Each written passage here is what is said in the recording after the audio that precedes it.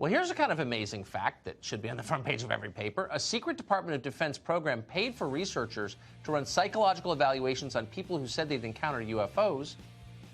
Apparently, warehouses were rented. It sounds kooky, but this is actually being reported by the New York Times, where metal from downed UFOs could be stored. What? When did that happen, and why did nobody tell us? We'll tell you what we know after the break.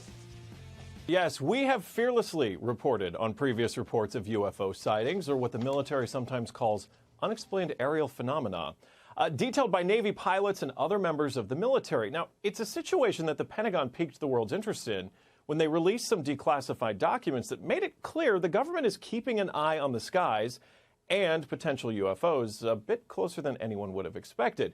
Now, that release included the now infamous video from 2017 of what is clearly some kind of flying object that honestly does not match any of the physics I remember learning about or any aircraft design any of us have ever seen outside of science fiction.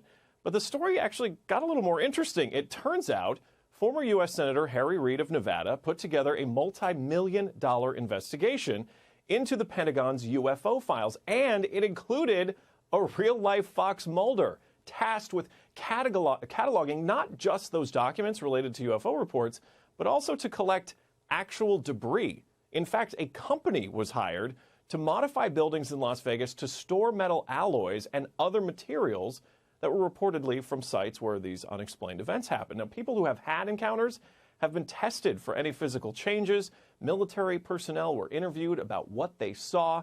Now, we know what some of them saw from the 2017 video captured over the Pacific, when multiple military officers confirmed this mysterious sighting, including pilots and radar technicians. Now, the program to catalog then reveal to the public what was found has been canceled. Tracking UFOs by the military isn't stopping. In fact, they're going to keep it for a simple reason. The military needs to know who is doing this and what their intent is. Now, unfortunately, this means we may not get to see those detailed reports, those mind-blowing videos, or as one of the pilots said of something seen out his window, truly radical technology. All the data they collect may simply end up in a chart that shows an uptick in sightings and their locations as we all collectively wait for those documents to be declassified.